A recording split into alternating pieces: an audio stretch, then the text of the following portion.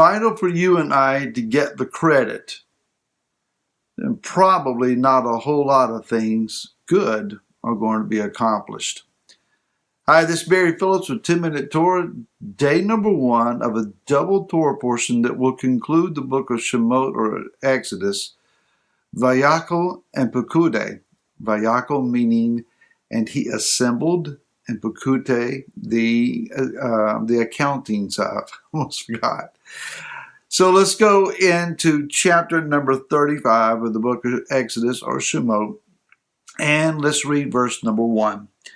And Moshe assembled all the congregation of the children of Israel and said to them, "These are the words which Yahweh has commanded you to do." And we're going to pause today just on verse number 1. In fact, in order to set the scene for this, let's go back just a little bit. In chapter number 34, at the conclusion of it, it shows that Moshe is still attending a place known as the Ohel Moed, that is the tent of meeting. That is that since the sin of the camp with the gold calf, Moshe has placed a tent outside the camp. There he goes and he meets with Yah, and Yah speaks to him. When he goes in, he has a veil over his face that he removes. When he exits, he puts the veil back over his face because his face is shining with the Shekinah of Yahweh, the absolute glorious light and radiance of Yah's presence. And in order for the people to not be distracted by that, the book of Hebrews, I believe, says that he put the veil over that to keep people from noticing that it was fading away. That is, that it wasn't a permanent state for him. Nevertheless, he has his face covered with a veil. Now, he has his own thing going here, an exclusive place where he himself alone can meet with Yah, hear his voice, and then exit and tell the people, this is what Yah has said. It's interesting here, then, that he still wants to build the tabernacle. Now, this is the command of Yah that he does so. But let's pause here for a moment and consider what's going on. He has this glorious opportunity where he is privileged access to a place in Yah that others do not have. The human tendency is to protect that, not share it. With the construction of the Mishkan, the tabernacle, it's going to afford the nation of Israel a sense of this access. Now, not every man, woman, and child is going to be able to enter into the set-apart place. That's for the Levite family or the Kohanim in particular alone. However, they will be able to approach to a certain limit, presenting their offerings and worshiping. They're going to encounter the magnificent presence of the Most High.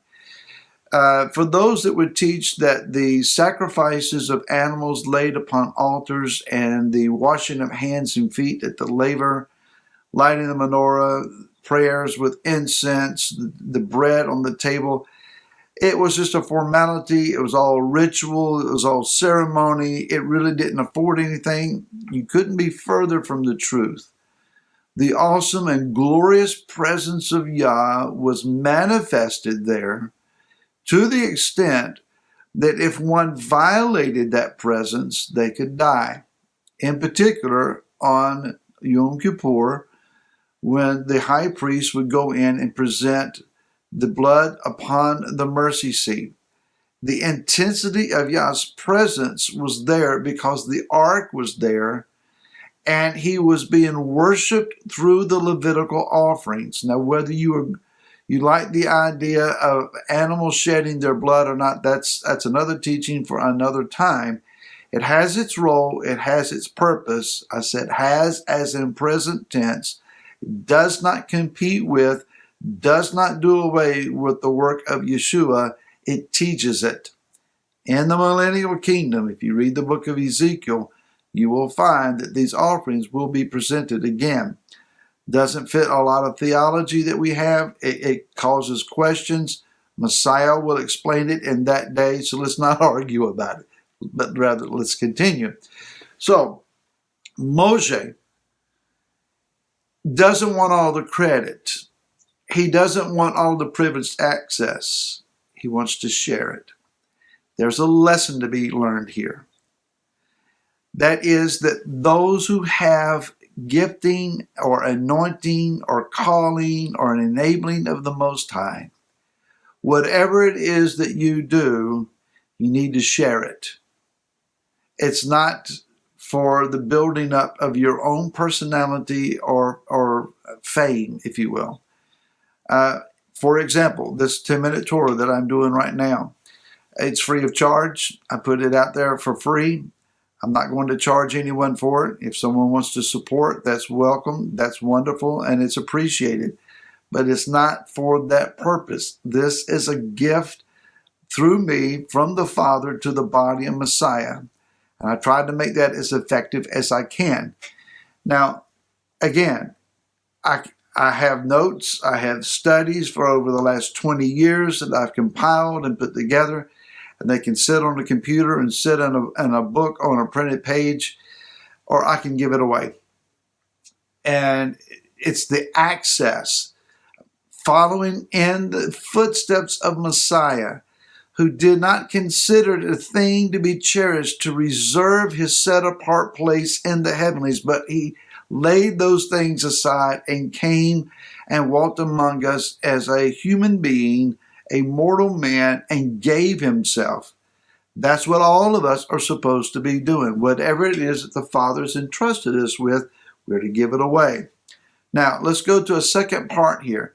It says that Moshe assembled, that is the word kahal, from which we get assembly. It's the idea of a congregation, but there's a second word here. He gathered all the congregation, the adat. That is the adat of the sons of Israel. There are two words then, kahal and adat, that are used to signify the assembling or the grouping of a people for a purpose. So these two words are signifying the same people. Adat in particular, it is translated as congregation, but it has a unique angle in that it is from the word ad, which from Hebrew it means witness. It is those who have a witness. The word kahal is the called out ones or the called out assembly. So we have a called out, set apart, separated group of people who have a particular witness. And yes, according to our previous concept, they have this and they need to give it away. They need to share this.